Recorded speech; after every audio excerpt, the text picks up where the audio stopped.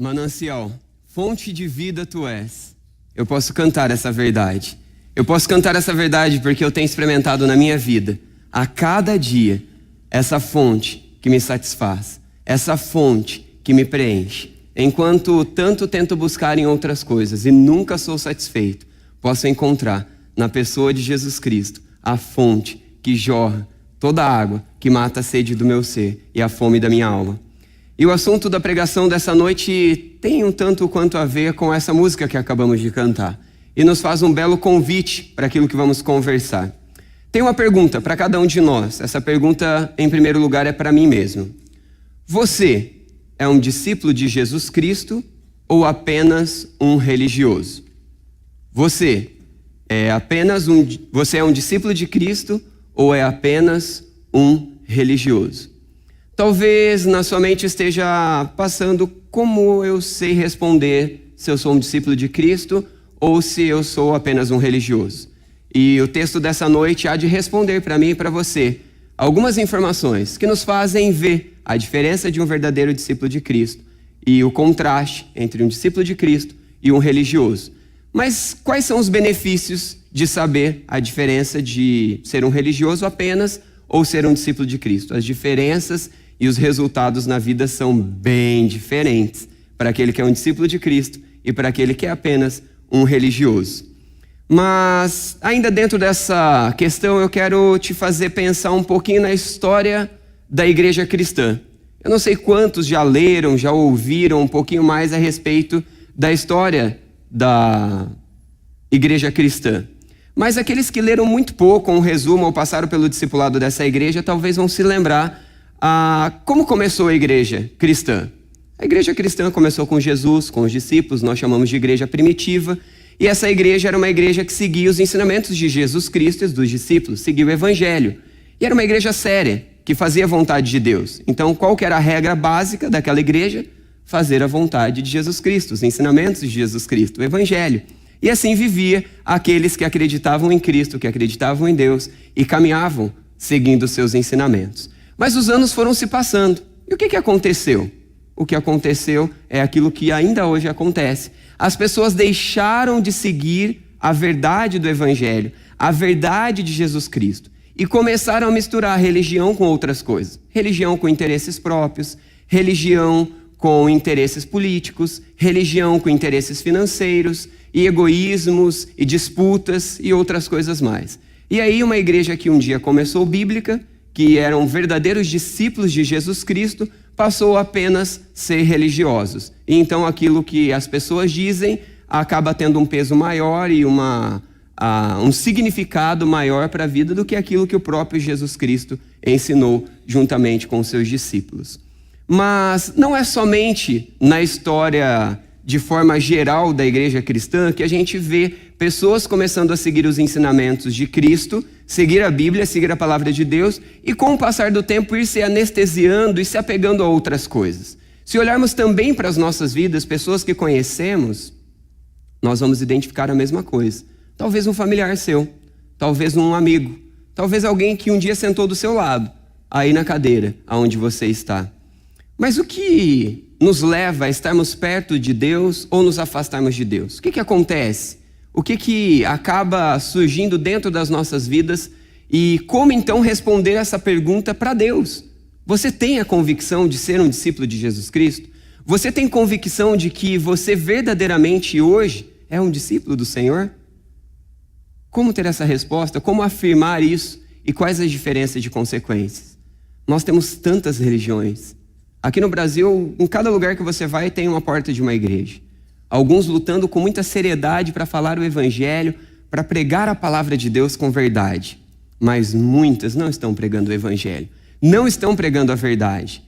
E se você fizer uma breve reflexão e um contraste entre as pessoas que seguem a Bíblia, a palavra de Deus, são discípulos de Jesus Cristo, e aqueles que são meramente religiosos, apenas religiosos, a diferença está na vida. A diferença está que somente Jesus é aquele que pode dar paz de verdade, alegria de verdade, salvação eterna, uma vida eterna com Deus quando deste mundo partirmos. É só Jesus que pode fazer isso. É só Jesus que pode entrar na sua vida e te libertar de um pecado que você, pelas suas próprias forças, jamais iria mudar. É só Jesus que pode entrar numa vida onde o casamento está destruído e restaurar o casamento. É só Jesus que pode entrar numa família e reensiná-la ou ensiná-la a viver uma vida que vale a pena, que tem sentido, que tem razão para viver, que entende os propósitos e as razões neste mundo, vive com excelência, mas tem um propósito um pouco maior. Se você é meramente um religioso, você está aqui na igreja de domingo após domingo, e você sente um alívio, gosta de estar aqui, olha, eu gosto de estar ali, eu gosto de ser membro dessa igreja, eu gosto de estar com esse povo, mas a sua vida não mudou tanta coisa assim.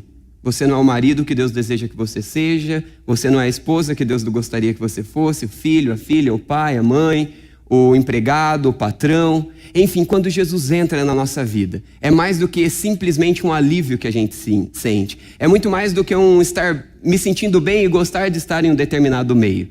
Algumas transformações radicais acontecem e muita coisa diferente acontece que nos leva a uma vida mais nobre, mais significativa, que tem paz, que tem alegria, que tem significado de viver, de desfrutar as bênçãos, as alegrias, mas também de enfrentar os problemas e os desafios, que não são poucos nas nossas vidas, na minha vida e na sua, com certeza. Ainda avaliando e fazendo uma dessas reflexões, eu te pergunto, aonde você se encontra, fazendo essa breve reflexão e essa conversa que a gente teve aqui? Você já acha que você é um discípulo de Cristo ou você é um mero religioso? Se você gosta mais do estilo da igreja ao qual você faz parte, se você gosta que as coisas acontecem sempre daquele jeito, se você está preocupado que coisas e jeitos e formas aconteçam do jeito que você gosta, cuidado, porque talvez este seja um dos indícios que você seja mais religioso do que um discípulo de Cristo. Você é alguém que se preocupa com quem está à sua volta, você é alguém que deseja que quem está à sua volta se pareça com Cristo, vença pecado, seja transformado, pregue essa esperança que há em Cristo neste mundo perdido e na eternidade? Ou você é alguém que se contenta em sentir-se bem quando está no nosso meio e recebe uma palavra, um louvor e sai daqui um pouquinho mais sentimentalmente preparado para a semana? Quem você é? Um discípulo de Cristo ou meramente um religioso? O texto que nos responderá e nos fará um contraste para a gente conseguir ver a diferença do discípulo de Cristo e o religioso está lá em Marcos capítulo 2. Abra sua Bíblia comigo lá, por favor. Enquanto você abre aí, eu vou pedir para que você abra e deixe aberto e não leia. E preste atenção porque eu vou te dar muitas informações importantes para entendermos juntos o capítulo 2 de Marcos. Marcos capítulo 2. Qual o propósito do livro de Marcos? Quando lemos um livro na Bíblia, precisamos saber o seu propósito. Precisamos saber quem escreveu, para quem escreveu e algumas informações básicas importantes para a gente entender adequadamente o que Deus quer nos dizer. Se formos tentar resumir o propósito do livro de Marcos, poderíamos resumir com o seguinte propósito: produzir em seus leitores e naqueles que eram ouvintes um compromisso de fé com Jesus Cristo, que é servo e sacrifício pela humanidade. Então esse seria um resumo, uma forma de pensarmos no livro como um todo. O primeiro capítulo nós vemos ali contando algumas coisas muito importantes a respeito da vida de Jesus. Mostra questões a respeito de Jesus como glorioso, não apenas como um qualquer. Mas aqui no capítulo 2, a história muda um pouco. No início do ministério, falou de Jesus ali. Quando chega aqui, parece que há um contraste do capítulo 1, onde mostra Jesus como glorioso, e agora nós chegamos aqui no capítulo 2 e mostra um outro lado, onde Jesus está sendo perseguido, onde os líderes religiosos, os fariseus, doutores da lei, herodianos, estão fazendo o quê? Observando Jesus para tentar de alguma forma acusá-lo e matá-lo. Note a diferença do capítulo 1 para o capítulo 2, e entendendo a diferença de um capítulo para o outro, eu e você vamos ter condição de entender mais o que está aqui no capítulo 2 e por que Jesus está falando sobre esse contraste e fazendo um convite para aquelas pessoas da época, para os leitores e hoje para mim e para você, a respeito dessa distinção. Mas algumas informações importantes do capítulo 2 agora, para que a gente entenda. Existem algumas analogias no capítulo 2, e quando a gente lê essas analogias, a gente tem dificuldade para compreender. Por quê? Porque não são coisas comuns na nossa época, mas eram coisas extremamente comuns para eles. Quero ressaltar para vocês essas analogias. Então, lá do versículo 21 até o versículo 27, Jesus faz a comparação de costurar um pano novo em uma roupa que já está apodrecida, em um pano velho. Depois ele faz uma comparação de colocar vinho novo em uma bolsa velha. Então, o que Jesus está querendo dizer com essas duas comparações? O que isso significa? Porque a gente não está habituado a guardar vinho em um tipo de bolsa de couro. A gente também já, no dia de hoje, é até raro encontrar uma costureira e fica difícil entender isso. Mas a gente vai lendo e a gente vai trazendo essas informações para vocês. O início do capítulo 2 é um milagre. É algo especial que Jesus está fazendo entre Jesus, os discípulos e pessoas que se movem. E depois tem essas duas comparações. É muito interessante pegar essa visão completa do capítulo para a gente entender. Mas tá, Walter, você me disse que ia me ajudar a entender essas analogias que Jesus faz. E é isso que eu quero tentar te ajudar agora. Jesus mostra o quão ilógico é pegar um pano novo, um pedaço de pano novo, e costurar em um pano que já está apodrecido. Por quê? É ilógico. Uma coisa é você ter um furo, um pequeno rasgo em uma roupa nova e ali fazer um remendo. Agora, uma roupa que já está apodrecida, uma roupa que já não tem mais como. Se você for mexer, ela vai rasgar. E se você for tentar... Pessoas que mexem com costura entendem bem. Se for tentar passar na máquina, não consegue. Não tem jeito. Então, Jesus mostra. É tão ilógico. É tão incomum. Não tem, olha, é totalmente ilógico pegar um pano novo e querer costurar num pano que está se rasgando, que já está estragado. E a questão do vinho não é tão diferente. Na verdade, é muito igual. O símbolo está querendo dizer a mesma coisa. Naquela época, existiam bolsas para colocar os vinhos. E aquelas bolsas eram feitas de couro. Então, quando você coloca o vinho fermenta e aquela bolsa cede um pouco. Então, imagina você pegar aquele couro já cedido e colocar vinho novo lá dentro. Vai ceder ainda mais e vai romper. É ilógico.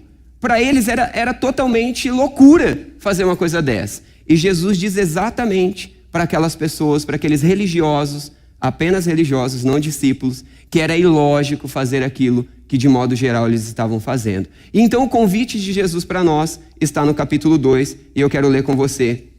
Abra sua Bíblia comigo, Marcos capítulo 2, você que já está aberto, me acompanhe. A partir do versículo 1 nós vamos ler. Poucos dias depois, tendo Jesus entrado novamente em Cafarnaum, o povo ouviu falar que ele estava em casa. Então muita gente se reuniu ali, de forma que não havia lugar nem junto à porta. E ele lhes pregava a palavra. Vieram alguns homens trazendo-lhe um paralítico, carregado por 4 deles. Não podendo levá-lo até Jesus, por causa da multidão, removeram a parte da cobertura, ou seja, do telhado, do lugar onde Jesus estava, e através de uma abertura no teto, baixaram a maca em que estava deitado o paralítico. Vendo a fé que eles tinham, Jesus disse ao paralítico: Filho, os seus pecados estão perdoados. Estavam sentados ali alguns mestres da lei, raciocinando em seu íntimo: por que este homem fala assim? Está blasfemando. Quem pode perdoar pecados a não ser somente Deus? Jesus percebeu logo em seu espírito que era isso que eles estavam pensando. Ele disse: por que vocês estão remoendo essas coisas em seus corações? Que é mais fácil dizer ao paralítico: os seus pecados estão perdoados, ou levante-se, pegue a sua maca e ande. Mas, para que vocês saibam que o Filho do Homem tem na terra autoridade para perdoar pecados, disse ao paralítico: eu lhe digo, levante-se, pegue a sua maca e vá para a sua casa. Ele se levantou, pegou a maca e saiu à vista de todos. Estes ficaram atônitos e glorificaram a Deus, dizendo: nunca vimos nada igual. Jesus saiu outra vez para a beira-mar. Uma grande multidão aproximou-se e ele começou a ensiná-los. Passando por ali, viu Levi, filho de Alfeu, sentado na coletoria. E disse-lhe: siga-me. Levi levantou-se e o seguiu. Durante uma refeição na casa de Levi, muitos publicanos e pecadores estavam comendo com Jesus e seus discípulos, pois havia muitos que o seguiam. Quando os mestres da lei, que eram fariseus, os viram comendo com pecadores e publicanos, perguntaram aos discípulos de Jesus: por que ele come com publicanos e pecadores? Ouvindo isso, Jesus lhes disse: Não são os que têm saúde que precisam de médico, mas sim os doentes. Eu não vim para chamar justos, mas pecadores. Os discípulos de João e os fariseus estavam jejuando. Algumas pessoas viram a Jesus e lhe perguntaram: por que os discípulos de João e os dos fariseus jejuam, mas os teus não? Jesus respondeu: como podem os convidados do noivo jejuar enquanto está com eles? Não podem enquanto o tem consigo, mas virão dias, quando o noivo lhe será tirado, e neste tempo jejuarão. Ninguém põe remendo de pano novo em roupa velha, pois o remendo forçará a roupa, tornando pior o rasgo. E ninguém põe o vinho novo em vasilhas de couro velhas. Se o fizer, o vinho rebentará as vasilhas, e tanto o vinho quanto as vasilhas se estragarão. Pelo contrário, põe-se vinho novo em vasilhas de couro novas. Certo sábado, Jesus estava passando pelas lavouras de cereal. Enquanto caminhavam, seus discípulos começaram a colher espigas. Os fariseus lhes perguntaram: olha, por que estão fazendo o que não é permitido no sábado? Ele respondeu: vocês nunca leram o que fez Davi quando ele e os seus companheiros estavam necessitados e com fome? Nos dias de Abiatar, o sumo sacerdote, ele entrou na casa de Deus e comeu os pães da presença, que apenas os sacerdotes era permitido comer. E os deu também aos seus companheiros. E então lhes disse: o sábado foi feito por causa do homem, e então o homem por causa do sábado. Assim, pois, o Filho do Homem é Senhor até mesmo do sábado. É muito comum a gente viver no meio do povo religioso, e às vezes um povo religioso bem intencionado, que conhece o Evangelho, que conhece a Jesus Cristo e que quer se parecer com Cristo e viver a vida com Cristo. Mas o dia a dia nos torna um tanto quanto acostumados com algumas coisas religiosas. E a gente passa a fazer as coisas apenas porque se tornaram um hábito, e não porque de verdade entendemos que dedicamos a nossa vida ao Senhor Jesus Cristo. Quero lhe fazer uma comparação muito simples, mas que nos ajuda a ver o que é ser comprometido com Cristo, o que é ser um discípulo de Cristo e o que é não ser um discípulo de Cristo. Quando eu decidi namorar a Thalita e me casar com ela, eu precisei viver uma vida exclusiva para ela. Imagina, antes de namorá-la, bem antes mesmo, porque ninguém me queria, fiquei bastante tempo sozinho, eu namorei alguém. E aí imagina se eu quero ter um relacionamento com a Thalita, mas eu quero ainda ter um relacionamento com alguém que eu tive lá atrás. Quem seria o louco ou a louca que entraria num relacionamento com uma pessoa que ainda mantém relacionamento com outra? Ser discípulo de Cristo implica em segui-lo, implica em viver única e exclusivamente para Jesus Cristo.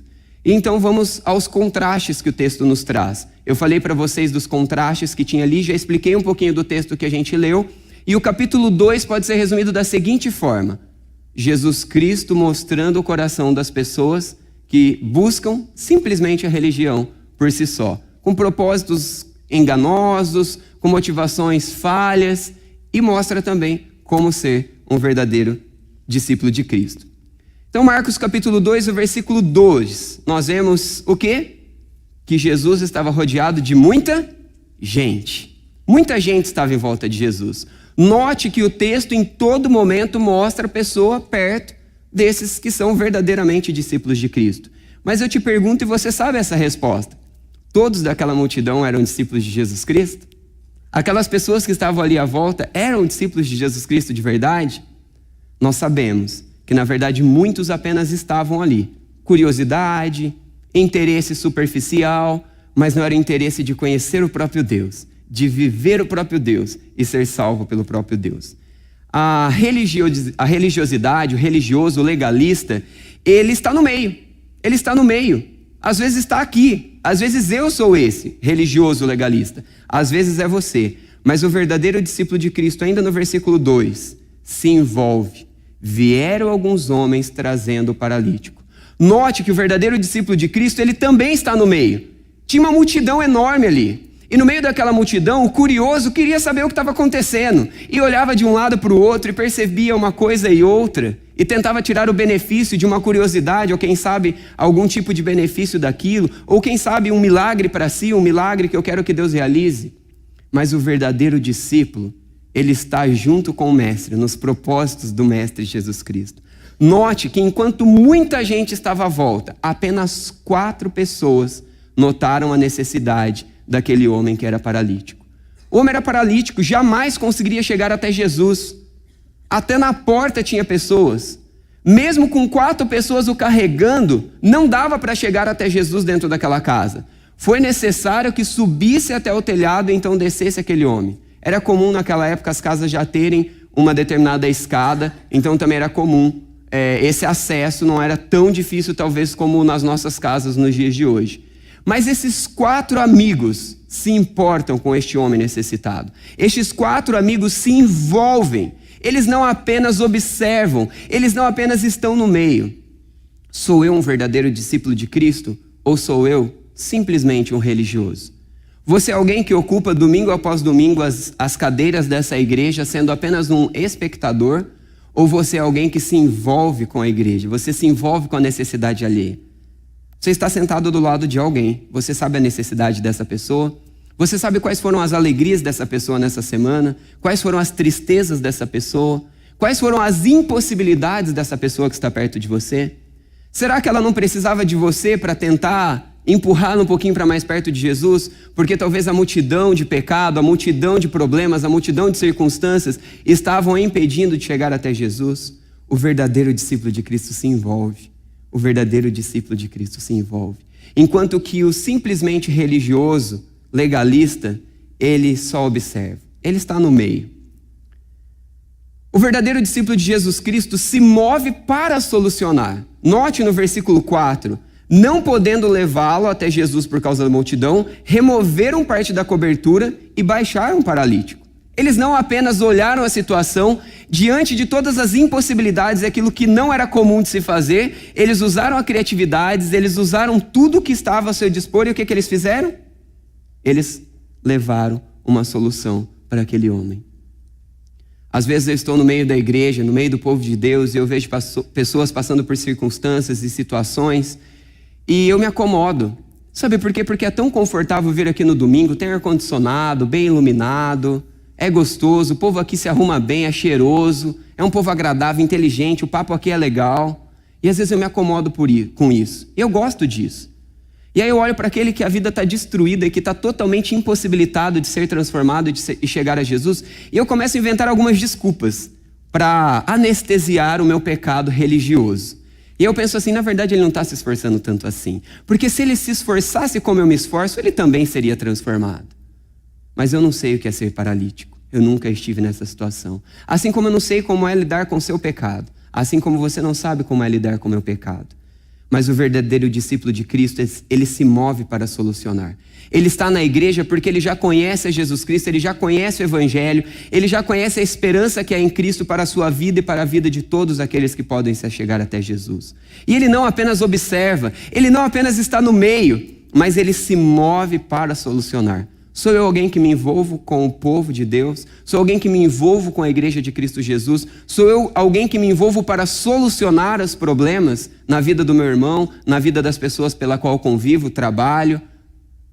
Ou sou eu alguém que mais cria o problema para as pessoas a qual eu convivo? Sou alguém que resolve os problemas da igreja, que me envolvo para solucionar, vejo que tem uma limitação ali, mas eu gosto de fazer aquilo, eu sei fazer bem, ao ponto de que eu notei aquela deficiência e me disponho a resolver aquele problema de forma criativa, de forma disposta? Ou sou eu que me junto como montinho, como se juntaram os religiosos, para falar e questionar? Você notou quantos porquês tem nesse texto? E quem foi, ou melhor, quem foram aqueles que fizeram os porquês? Os religiosos.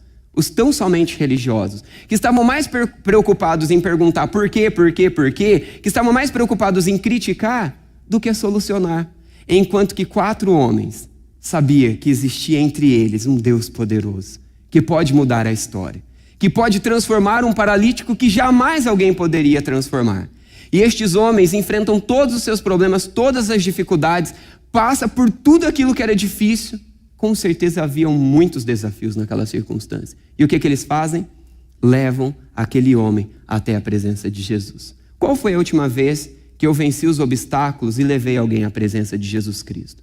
Qual foi a última vez que eu administrei a minha vida de forma a levar alguém para mais perto de Deus? Não se engane, na igreja nem todos estão tão perto de Deus quanto parece estar. A gente pode pôr uma roupinha legal, um perfuminho, pentear o cabelo, dar um sorrisinho amarelo e faz de conta que está tudo bem. Quando na verdade, só Jesus sabe como está a minha vida, o meu lar e a minha realidade. É nesta hora que Deus nos chama para o quê? Para nos movermos em prol da solução, da esperança. Esse é o convite maravilhoso que Deus nos faz, que Deus nos convida. Você tem se identificado até aqui mais como um religioso legalista ou como um verdadeiro discípulo de Cristo? Se você estiver se identificando muito mais como religioso, há esperança para você. Porque Jesus não só cura um paralítico, mas Ele cura todo o mal que está na minha vida e na sua vida. Você pode pedir para Ele agora: Senhor, me ajuda a me tornar um verdadeiro discípulo. Senhor, um dia eu já fui discípulo de Cristo, mas eu me perdi ao longo da história. Me ajuda novamente a me tornar um discípulo de Cristo. Jesus pode transformar a minha história, a sua história. Jesus tem transformado a história de muita gente. Eu sou um desses. Você é alguém que está apenas no meio? Você é alguém que apenas observa? Ou você é alguém que pratica a fé? Olha o que Jesus diz no versículo 5.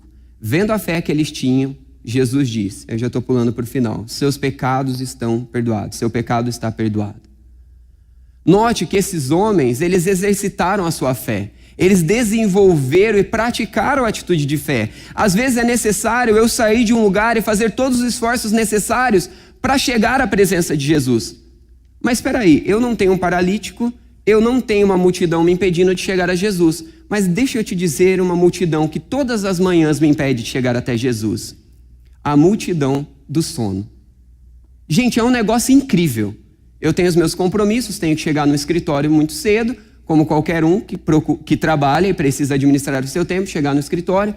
Mas, gente, dá aquela preguicinha gostosa de ficar um pouquinho mais na cama e ali uma multidão me prende e ali eu não sou mais paralítico, eu sou paraplégico e não consigo sair da cama.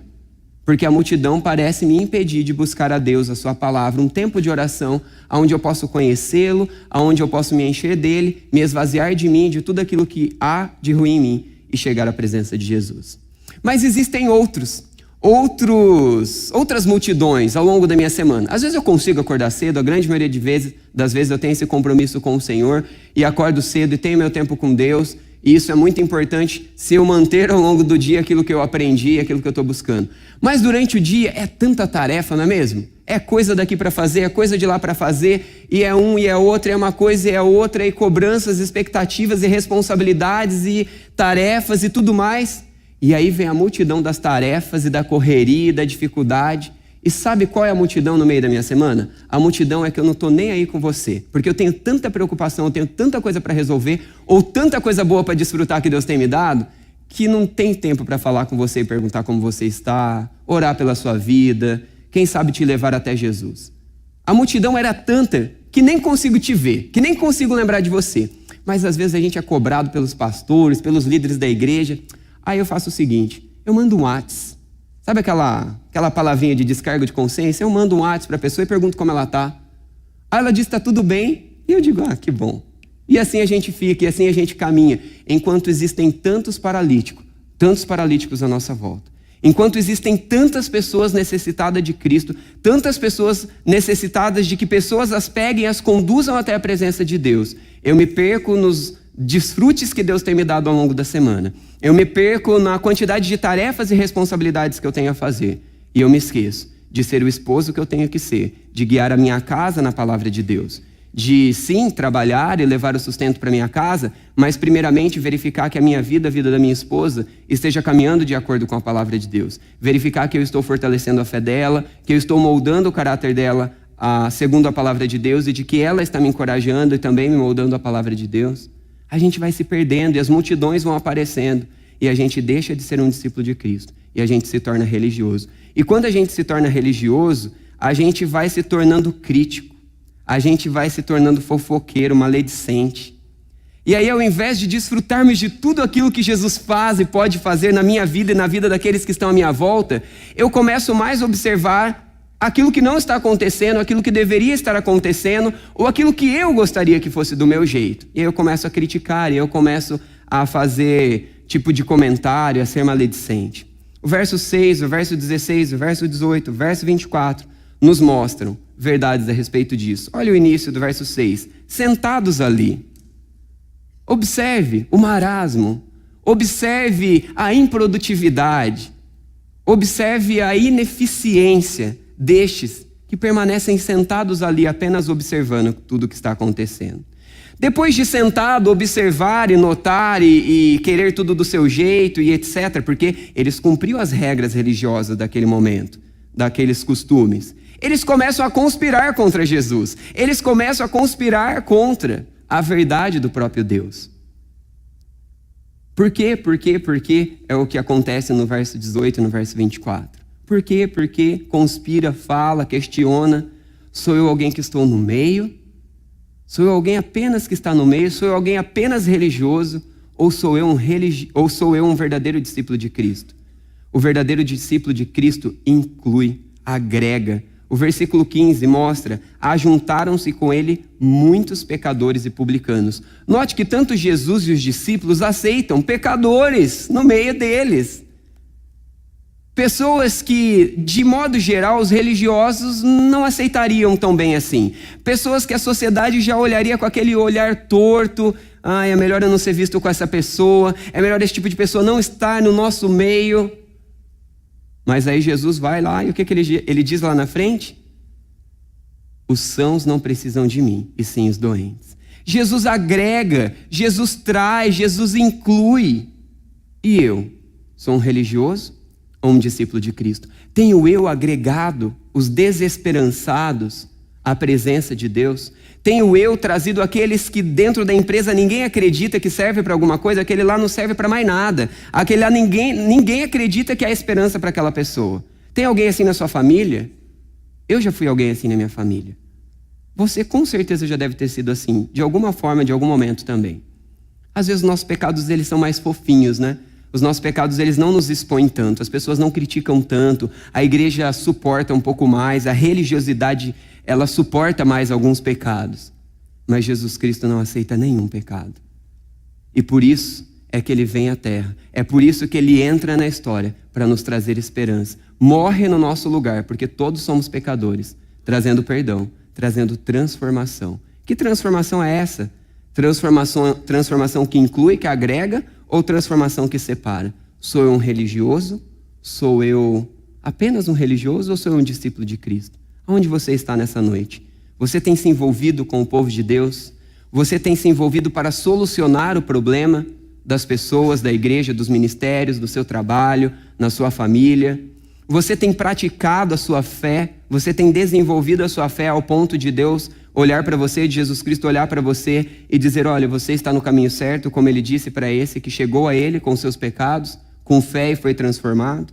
Você inclui as pessoas no meio da sua vida? Ou você é o tipo de religioso como estes aqui do texto, ao qual Jesus faz esses contrapontos e mostra a diferença de um verdadeiro discípulo ou apenas de um mero religioso? Note, nós não estamos falando de pessoas que não são religiosas. O contraste que Jesus está fazendo é de pessoas muito religiosas, porém tão somente religiosas. Não era um religioso porque tem um compromisso com Deus e com a palavra de Deus. Era um religioso porque gostava do meio, gostava das coisas que estavam acontecendo, se acostumou com aquilo, ou gostava de ser exaltado e ter algum nome, algum status, porque cumpria tudo aquilo que era dito e que era colocado. Mas essas pessoas não incluíam, elas não agregavam outras pessoas. Além de não incluir e de não agregar, elas falavam mal, elas criticavam aqueles que incluíam e agregavam. Quem sou eu? Um discípulo de Jesus ou meramente um religioso? De novo, entre os contrastes, olha só os versos de novo que nós vimos acima, o 6, o 16, o 18 e o 24. Crítico, maledicente, fica observando para falar, para criticar, para questionar, enquanto que o versículo 2, o verdadeiro discípulo adora a Jesus Cristo. Note, ficaram maravilhados, adoravam, louvavam e engrandeciam a Deus diante dos grandes feitos de Deus. Será que você tem estado tão preocupado em como está a cadeira, e se a cadeira está no lugar que deveria estar, ou se alguém sentou no seu lugar, ou se a abertura do culto foi daquele jeito que você gosta, ou se a música que você gosta cantou, não cantou do seu jeito, ou do jeito do outro, ou com um som um pouquinho mais alto, um pouquinho mais baixo? Será que você e eu temos nos perdido com coisas religiosas que são até importantes e têm o seu devido lugar, mais do que em ficarmos maravilhados com a grandeza de um Deus que transforma as nossas vidas e nos convida a levar essa esperança que transforma a vida dos outros? Quem sou eu? Um religioso ou um verdadeiro discípulo de Cristo? O convite de Deus para mim e para você é que sejamos discípulos de Cristo. O discípulo de Cristo, ele tem a sua vida transformada. O discípulo de Cristo, ao conhecer a Jesus, ele decide abandonar a sua velha maneira de viver. Ele decide abandonar os seus pecados. Ele decide conhecer a palavra de Deus porque ele sabe que a vontade de Deus é melhor do que a sua própria vontade. O verdadeiro discípulo de Cristo sabe que o seu coração é enganoso, que as suas emoções são enganosas, que as suas vontades são enganosas, porque ele lê a palavra de Deus e ela diz isso. Jeremias 17:9 diz que o nosso coração é corrupto, desesperado por aquilo que é mal. Não podemos confiar nos nossos sentimentos, emoções e vontades, mas podemos confiar na palavra de Deus, que é o guia seguro para que possamos caminhar como verdadeiros discípulos de Cristo. O verdadeiro discípulo de Cristo então se submete a essa palavra de Deus, porque sabe que a vontade de Deus é melhor do que a própria vontade. O convite de Deus para você é que você se torne hoje um verdadeiro discípulo de Cristo, conhecendo e praticando a verdade da palavra de Deus. Eu disse que o capítulo 1 de Marcos fala do início ali, glorificando e falando coisas interessantes a respeito de Jesus como grande. O capítulo 2 são os próprios religiosos perseguindo a Jesus. E a gente vai terminando de estudar o Evangelho de Marcos todo, o livro de Marcos todo, e a gente vê isso se desenvolvendo ao longo do livro. Mas tem outra coisa importante que se desenvolve ao longo do livro, que se conclui também no final do livro. Jesus, ele não veio para curar apenas um paralítico ou resolver problemas e circunstâncias de dores e problemas deste mundo. Portanto que por diversas vezes Jesus disse, olha, como inclusive nesse texto, eu resolvi o seu problema, eu te curei, mas vai e não conta para ninguém. Por que Jesus disse isso? Porque Jesus não veio simplesmente para resolver os nossos problemas circunstanciais dessa vida. Ele veio para salvar a nossa alma da condenação eterna. Sem Cristo, sem o perdão dos nossos pecados, eu e você estamos condenados para irmos ao inferno, à separação eterna de Deus. A pior coisa que pode acontecer com o ser humano. E talvez você esteja dizendo, ainda bem que eu sou cristão. Ser batizado não é ser discípulo de Cristo. Quem não é discípulo de Cristo não foi justificado por Cristo, não foi perdoado por Cristo e não reinará com Cristo eternamente. Sou eu um discípulo de Cristo?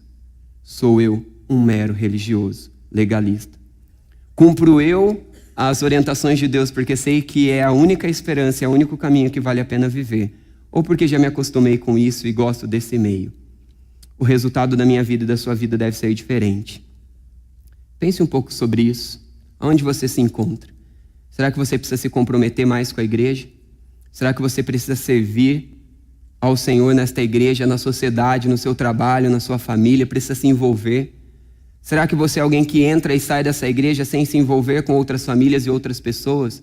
Quando eu digo se envolver, eu vou repetir as palavras do pastor Fábio esses dias atrás.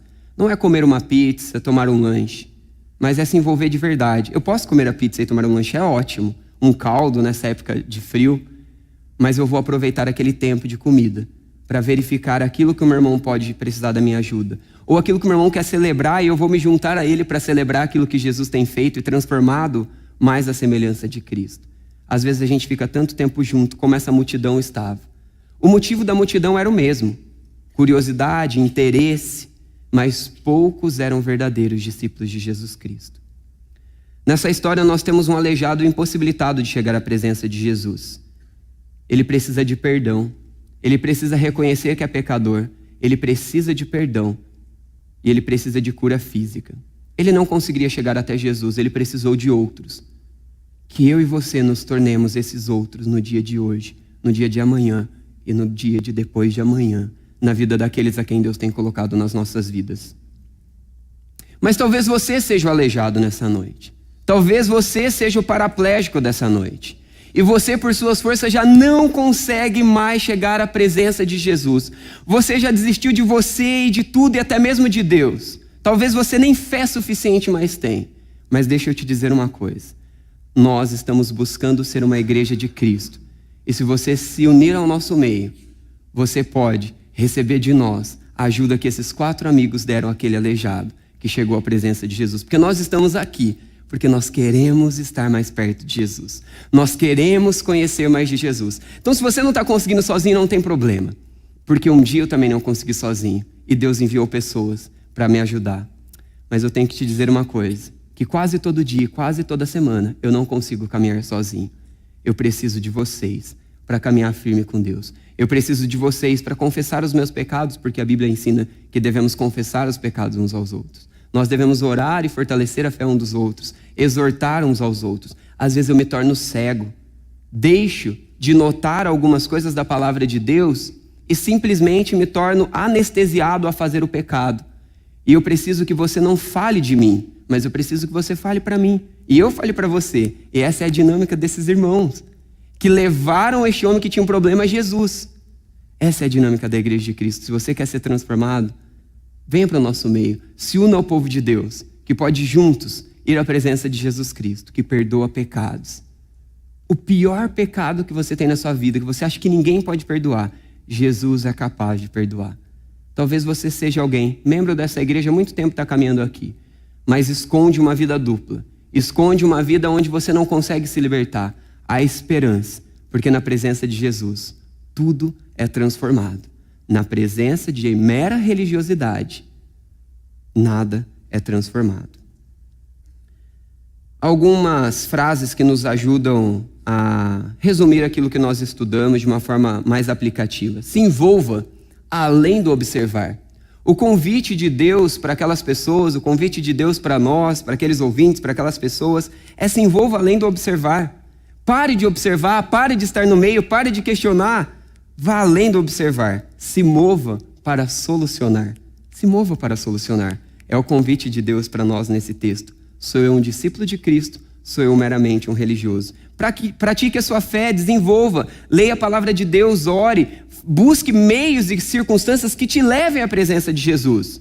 Esse paralítico poderia, naquela circunstância, dizer, não, olha, tanta coisa já tentaram, eu estou cansado. Já pensou se vocês me derrubam daquela escada, daquele telhado? E já pensou todo esse sacrifício e eu sou colocado lá e volto na mesma circunstância? Às vezes a gente é assim. Mas Jesus está nos chamando para desenvolvermos a nossa fé, praticarmos a nossa fé, por nós, pelo outro, pelas pessoas da nossa igreja, pelas pessoas que estão à nossa volta. Inclua, agregue os perdidos, os pecadores, os desesperançados, os destroçados para o meio do povo de Deus, para a sua vida. Traga pessoas que ninguém acredita para perto de você e mostre com a sua vida o que Jesus faz. Que esse desesperançado se transformará em uma pessoa transformada. E o mundo ficará chocado com o poder e a graça de Cristo, como ficaram chocados diante do milagre que Jesus realizou. Mas certifique-se de que você não será encontrado na junção dos meros religiosos, porque ali, naquela grande multidão, muitos eram meros religiosos. Adore somente a Jesus. Não adore o meio, não adore a forma. Eu prego de um jeito, o pastor Gessé de outro, o pastor Fábio de outro, o Vitor de outro. Se nós estamos pregando e ensinando a palavra de Deus, que a gente celebre. Porque com a diferença de cada um, Deus há de falar e Deus há de ministrar e a gente vai se tornar mais parecido. Adore tão somente a Jesus Cristo. Nossa igreja tem cortinas aqui nas laterais, tem uma cruz no meio, tem um LEDzinho azul.